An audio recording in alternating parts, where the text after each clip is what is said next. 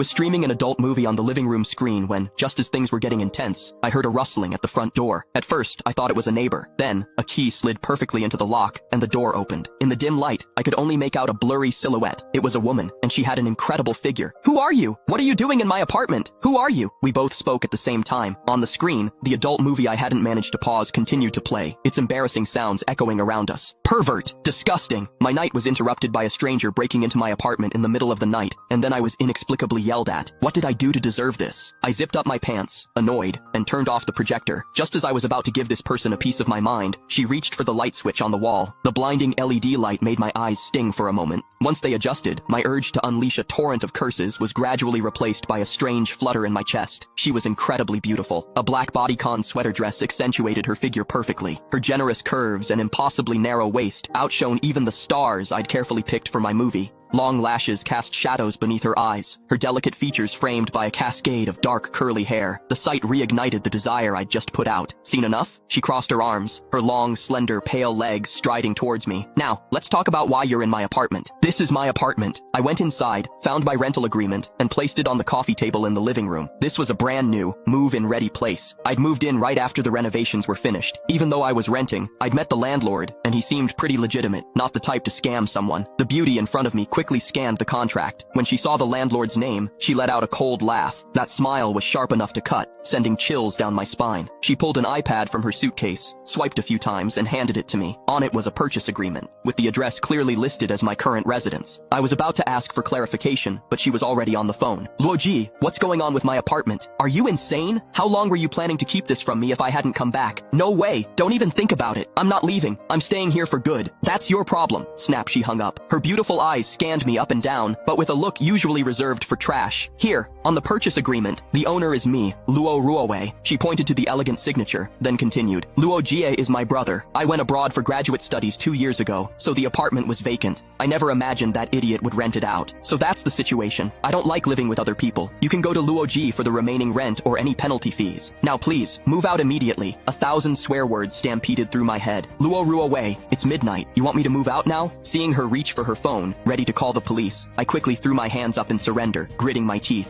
"Fine, I'll move, okay?" I had plenty of things. After all, I was the first one to live in this apartment, and I'd been here for 2 years. I truly thought of this place as my home. I was dawdling, packing my luggage in the bedroom, when Luo Ruowei's sharp voice cut through the air from the living room. "Your ID. I need to take a picture. If there are any issues with the apartment, I'll contact you for compensation." Annoyed, I tossed my ID onto the sofa where she was sitting. I went back to my room and continued squatting in front of the wardrobe, packing my bags.